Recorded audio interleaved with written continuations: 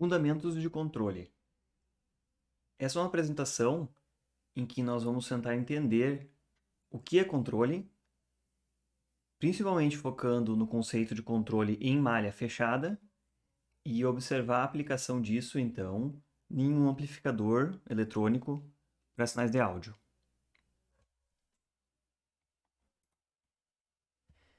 O que é o controle? Controle trata-se de atuar sobre um sistema físico, de forma que aquilo que nos interessa, aquelas nossas variáveis de interesse, sigam ou atinjam o valor desejado. Nesse caso aqui, contextualizando, existem muitos sistemas em que se opera ou se controla o sistema a partir de uma lógica de malha aberta, que é, se conhece muito bem o comportamento do sistema. Eu sei que se eu pisar no acelerador de um carro, ele vai andar mais rápido. Não sei quanto, no momento aqui não me interessa, mas eu posso pisar no acelerador sabendo que ele vai andar mais rápido. Isso seria um controle em malha aberta. Eu não preciso olhar para a variável de saída, eu não preciso olhar para a velocidade, eu só preciso saber o quanto eu preciso pisar no acelerador. Vejam bem, o controle de malha aberta funciona muito bem quando eu conheço muito bem o comportamento do sistema ou quando eu não me importo muito com a saída. Eu quero que simplesmente aumente a velocidade se fosse o meu carro. Já a segunda lógica, e que é mais comum em sistemas de controle, se trata-se do uso de sistemas em malha fechada. E nesse caso, malha fechada se refere a que nossa variável de interesse ela vai ser observada ou vai ser medida. E assim eu posso atuar sobre o sistema de forma que a minha variável de interesse se mantenha dentro da faixa ou com os valores desejados. Voltando ao exemplo do nosso carro, em geral, o que todo mundo faz é um controle de malha fechada da velocidade. Porque eu piso no acelerador até que o carro atinja a velocidade que eu quero. E no momento que ele atingiu a velocidade que eu quero, eu tiro um pouco a pressão do acelerador ou removo completamente o pé do acelerador, de forma que ele mantenha aquela velocidade ou fique em torno de uma faixa de velocidades que eu quero. Por que acontece isso? Porque eu nem sempre estou com o meu carro num declive, nem sempre estou com ele numa clive, o carro tem uma potência maior ou menor no motor, dependendo do modelo. Eu não conheço muito bem. Vamos chegar nesse ponto em seguida. O nosso foco aqui vai ser, então, em explicar esses conceitos de controle em torno de um sistema de malha fechada.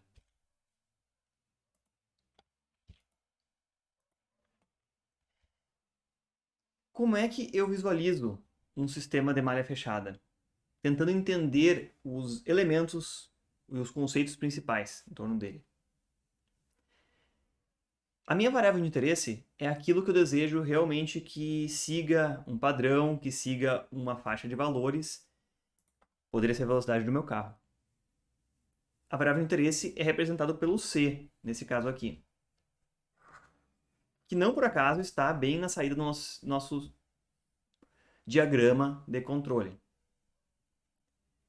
Então, é a variável que nos interessa, que a gente quer controlar, e aquela que tenha determinado valor. Que valor é esse? É o valor que a gente chama de referência, que está aqui na entrada do meu diagrama.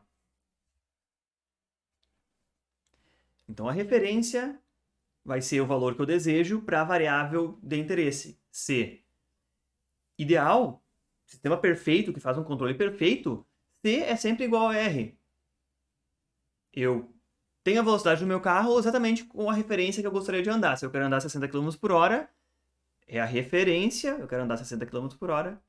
A velocidade do meu carro deve ficar exatamente 60 km por hora, é o controle perfeito. Mas nem sempre isso acontece devido a variações nos parâmetros do sistema físico. Eu acabei de dizer, o ideal seria que C fosse exatamente igual a R, mas não é. Qual a diferença dos dois, então? Se eu meço a minha variável de interesse e por meio desse bloco aqui eu faço a subtração, eu gero então um sinal de erro. O erro diz o quão longe eu estou da minha referência, do que eu realmente quero, e também a direção. Olha, eu estou acima ou abaixo. Um erro positivo indica que a minha referência é maior do que a variável realmente medida, no meu sistema físico. Um erro negativo indica que a variável do sistema físico tem um valor, uma intensidade maior do que eu gostaria, do que minha referência está fornecendo. Então, parece um conceito bastante simples, mas ele vai nos ajudar bastante aqui. Então, a gente já falou sobre a variável de interesse, que é a saída, a referência, que é o que eu gostaria de ter na saída, e a diferença entre eles, que a gente chama de erro. Vamos pular esse bloco vazio por enquanto e vamos para a variável U, que é a nossa ação de controle. A ação de controle é a intensidade do parâmetro ou variável pelo meio do qual eu consigo atuar sobre o sistema. Se eu vou voltar a falar do meu carro, o U me diz o quanto eu estou apertando o acelerador, nesse exemplo. O U me diria quanto eu estou apertando o acelerador. Olha, se eu estou olhando para o velocímetro e o erro foi positivo, diz a minha referência, que é o que eu quero, está maior do que a velocidade medida. Eu posso pisar com mais força no acelerador. É por isso que eu vou atuar sobre o U. O contrário, se o erro é negativo, eu posso pisar com menos força sobre o acelerador. U. Então é a ação de controle, é aquele ponto daquela variável física na qual eu consigo atuar. Muitas vezes ela pode ser simplesmente ligar ou desligar. Existem sistemas em que eu não consigo atuar com maior intensidade ou com menor intensidade. Eu só consigo atuar ligando ou desligando completamente. Mas é o ponto de atuação sobre o sistema físico. E o que está aqui dentro de G é a minha planta física, que todas as características dela estão sintetizadas num bloquinho simples no qual eu não vou olhar muito para dentro nesse momento, mas ele está aqui descrito como G. E esse G ele representa tanto o modelo quanto o próprio sistema físico, aqui no meu diagrama, e nesse sistema físico se encontra a motivação para utilizar uma malha de controle como uma malha fechada dessas. A gente vai ver em seguida na motivação da utilização do controle em malha fechada. E voltando ao final aqui, nesse bloquinho que eu disse que ficou vazio aqui, esse bloco que ficou vazio, ele tem a seguinte função, ele recebe a informação de qual é o erro atual, ele diz quanto eu tenho que atuar. Poderia ser quanto eu vou pisar no meu acelerador, no carro. A lógica que eu implementar dentro desse controlador, ela pode ser uma lógica que vai ser implementada no circuito eletrônico, no sistema mecânico, no software até mesmo, mas é o que a gente vai chamar de controlador, ou lógica de controle. Essa lógica de controle, num exemplo bem simples, como eu forneci antes aqui, vai ser, olha, quantos quilômetros por hora eu estou abaixo do que eu desejaria, erro, e quanto eu vou ter que pisar no acelerador para compensar isso. Nessa lógica que eu acabei de sugerir aqui agora, eu estou usando o valor atual do erro para gerar ação de controle. Mas eu também posso ter um controlador que tem alguma memória, então eu posso usar valores anteriores do erro para atuar no momento atual, ou eu posso usar o valor atual do erro medido para atuar no momento futuro, ou até mesmo eu posso fazer uma espécie de previsão e observar, olha, o erro está crescendo, o erro está diminuindo, para atuar de uma forma diferenciada no sistema. Como pode se imaginar aqui, nesse sistema, a dinâmica geral do sistema, como ele vai se comportar no tempo, vai depender tanto da dinâmica da própria planta, quanto da dinâmica desse controlador. Isso é um assunto bem mais longo e que a gente gastaria várias horas aqui.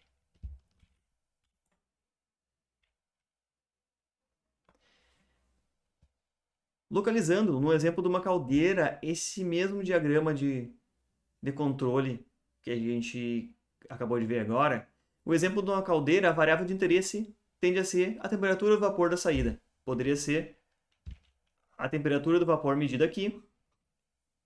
A referência poderia ser algum valor como eu estabeleci 200 graus Celsius aqui.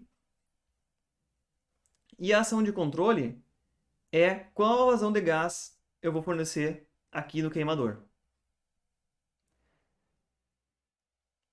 Então, variável de interesse, saída do vapor, a referência eu defini em algum lugar dentro do meu controlador. A própria planta controlada é o sistema físico com todas as suas dinâmicas, balanço de energias relacionados com todas as variáveis físicas envolvidas. E a minha ação de controle que é este U, é onde eu vou conseguir atuar no sistema. Eu disse aqui que é a vazão de gás dentro do queimador, aqui, ó. Porque afinal é a vazão de gás que vai definir a injeção de calor no sistema. E o erro que vai estar implícito dentro do controlador, dessa malha de controle é a referência menos a medida atual da variável de interesse. Especificamente nesse exemplo, por que eu preciso implementar um sistema de controle? Por que eu preciso medir a temperatura de saída do vapor? Por que eu preciso ter uma variável na qual eu consiga atuar no sistema? Nesse caso, a vazão de gás no queimador.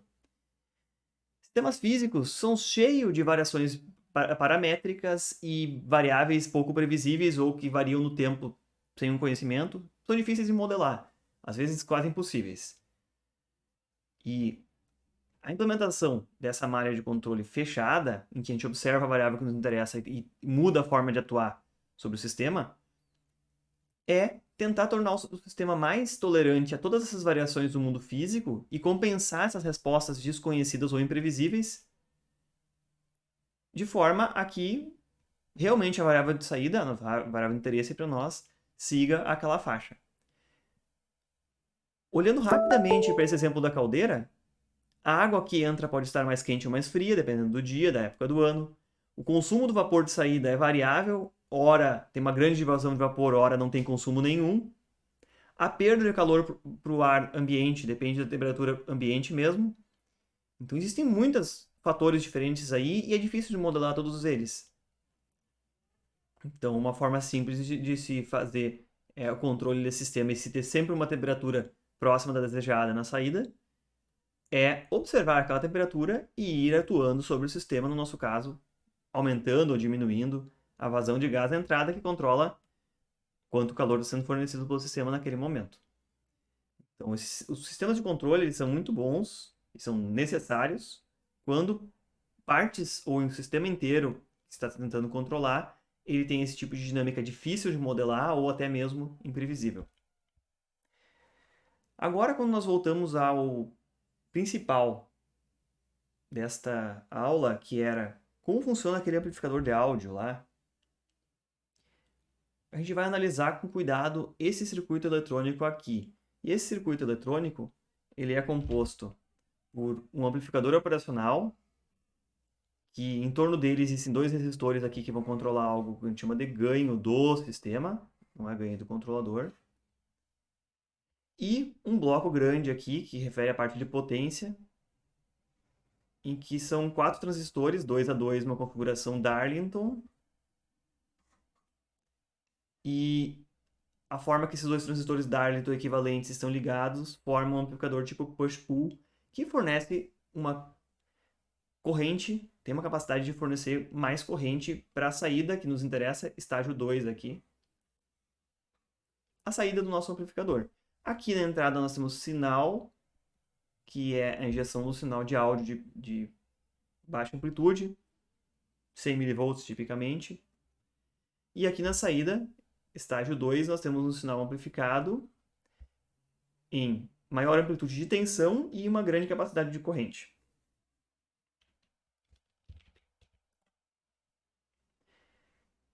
Por que eu tenho que implementar controle ou por que eu tenho que me preocupar nesse sistema?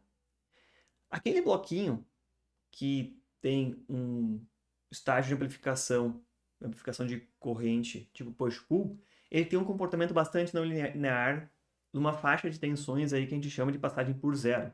Basicamente, quando a corrente de saída for zero no conversor.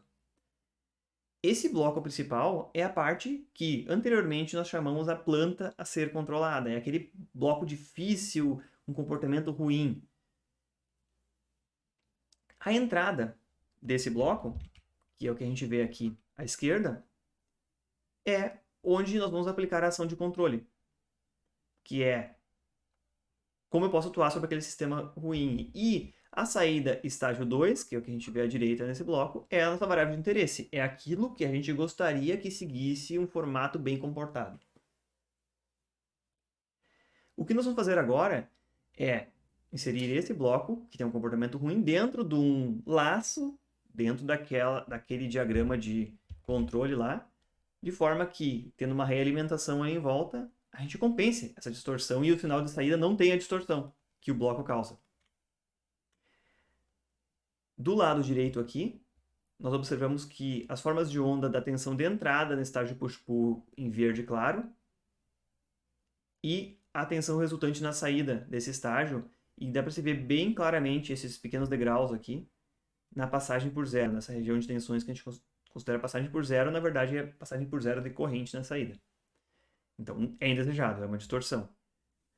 Observem bem esse comportamento, ele se refere somente a esse bloco pequeno aqui, do estágio de amplificação de potência. Para compor o sistema inteiro do amplificador de áudio, que é um sistema de controle mais completo, se utilizou um amplificador operacional. E esse amplificador operacional está inserido, amplificador operacional, esse bloco aqui, simbolizado por esse triângulo, com uma entrada não inversora, positiva, inversora, negativa e uma saída à direita.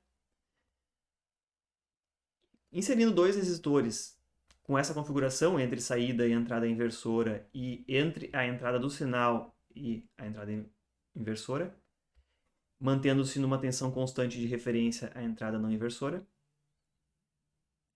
se consegue um funcionamento que pode ser estimado e com bastante precisão, em que a tensão da saída Vout ela vai ser resultado de menos RF dividido por Rin, que são os valores de resistência, um coeficiente, uma divisão entre os dois valores de resistência, vezes Vin, vezes a tensão da entrada. Isso aqui é um circuito típico que se vê em eletrônica e ele tem um comportamento bem conhecido, uma vez que RF e Rin são conhecidos, são valores podem ser constantes, ou no nosso caso o RF pode ser um potenciômetro para ajustar o seu valor dinamicamente. Mas o que nos interessa aqui? A referência é a própria tensão da entrada, é o que eu gostaria de ver na saída. Não confunda com a tensão de referência, terra ou GND. É uma referência, é um sinal que deve ser seguido na saída. O amplificador operacional, que é esse bloco aqui, ele vai fazer o papel de realizar a subtração entre dois sinais e multiplicar por um valor muito grande, mas que no nosso caso não vamos estudar em detalhes como projetar essa realimentação. A gente vai partir já diretamente dessa expressão que nos dá o ganho desse circuito como um todo. E C é a nossa variável de interesse que vai ser controlada. Observem bem que é o C que é medido por meio de RF aqui e vai voltar para esse bloco, essa configuração de amplificador inversor aqui. Um detalhe importante a se ressaltar aqui é que tudo que estiver englobado dentro desse laço aqui de realimentação, desde a saída do amplificador operacional até o ponto em que esse resistor de realimentação é ligado, isso vai ter o seu comportamento, podemos dizer, compensado pela operação do amplificador operacional. Porque o amplificador operacional ele só vai se importar ou só vai reagir a tensões medidas, que no caso é a tensão na qual é ligado esse resistor RF aqui. Então, o que estiver aqui no meio desse caminho, como apontado por essa flecha verde, vai ser aquilo que vai ser compensado. E agora vamos olhar de forma bem crítica para o nosso sistema, levando isso em consideração.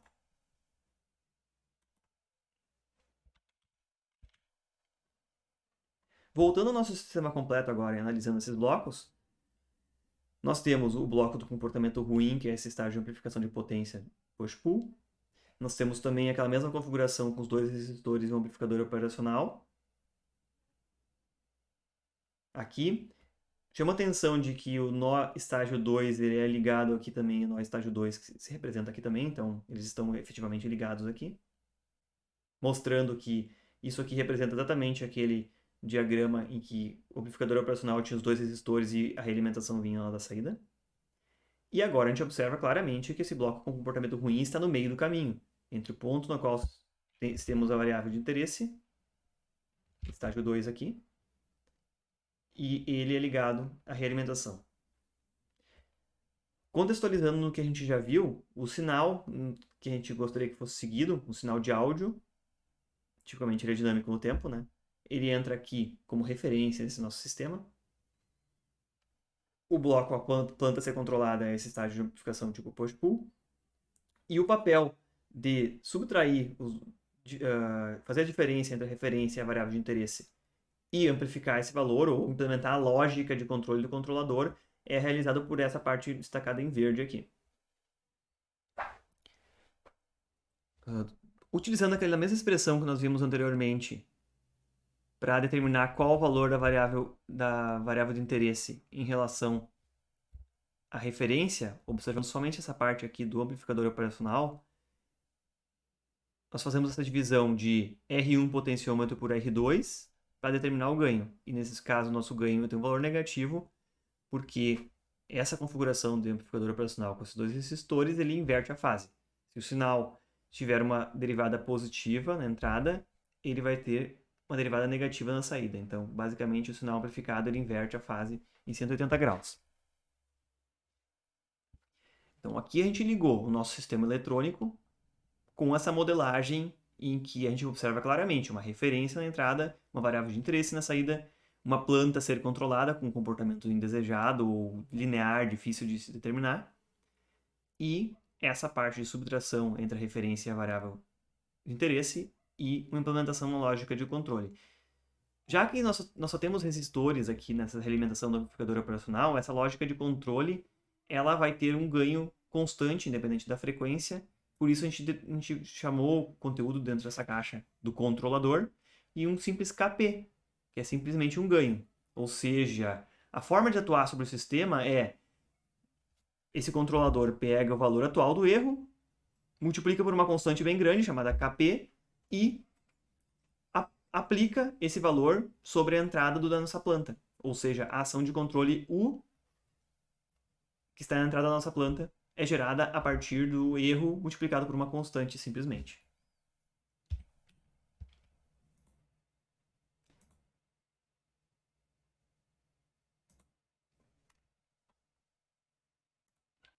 Como resultado, e simulando esse sistema, nós vamos conseguir observar o seguinte efeito.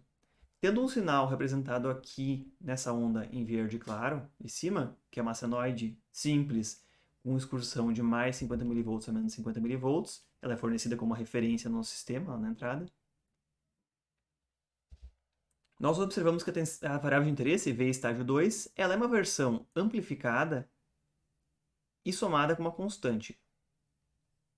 Isso não vem ao caso aqui nos preocuparmos nesse momento, que são outras características da parte eletrônica, mas o que nós conseguimos observar claramente a relação entre sinal e V estágio 2 é que é uma réplica da nossa referência, a variável de interesse segue uma réplica da nossa referência com a fase invertida, porque já foi projetado esses circuitos aceitando essa característica, mas o mais importante é que elas seguem umas senoides bastante suaves e sem aquela distorção aparente típica da planta, que a gente esperaria. Se a gente aplicasse uma mesma ação de controle com formato um seno na entrada desse bloco, apareceria, em estágio 2, um sinal bastante distorcido. No entanto, por meio dessa realimentação, nós podemos observar que Vamp-Op saída, que é o sinal que corresponde à ação de controle, ele automaticamente tem uma distorção contrária se nós observarmos aquele ponto que a gente chamava de passagem por zero, em que originalmente observamos que o sinal de saída ele tinha um platô aqui na passagem por zero, e em função dessa realimentação, na realidade, quando o erro fica positivo ou fica negativo em torno dessa região aqui, o amplificador operacional gera uma ação de controle mais intensa. Podemos ver que o oposto de um platô seria, então, uma transição vertical mais abrupta, que é exatamente isso, e que ela tem uma transição mais abrupta de forma a garantir que a saída do nosso amplificador estágio push-pull ele seja suave e siga representando também a referência, apesar de que a ação de controle necessária para gerar essa saída na saída do amplificador de potência ela tenha dado um salto. Então, nós não precisamos determinar previamente qual a ação de controle necessária para se atuar e qual essa distorção que é necessária na ação de controle. Mas, por meio da medição da variável de interesse, estágio 2, se gera em tempo real a ação de controle necessária para se atingir aquele valor desejado na variável de interesse. Então, essa demonstração aqui, por meio de simulação mesmo, provou a eficácia dessa solução. Uma vez que nós temos uma planta mal comportada, nós temos uma referência e nós observamos que nossa variável de interesse seguiu, dentro dos parâmetros desejados, a referência, apesar de que, num ponto intermediário aqui no meio, foi necessário gerar uma certa distorção na ação de controle que inverteu a distorção causada pelo próprio bloco ou planta ser controlada aqui.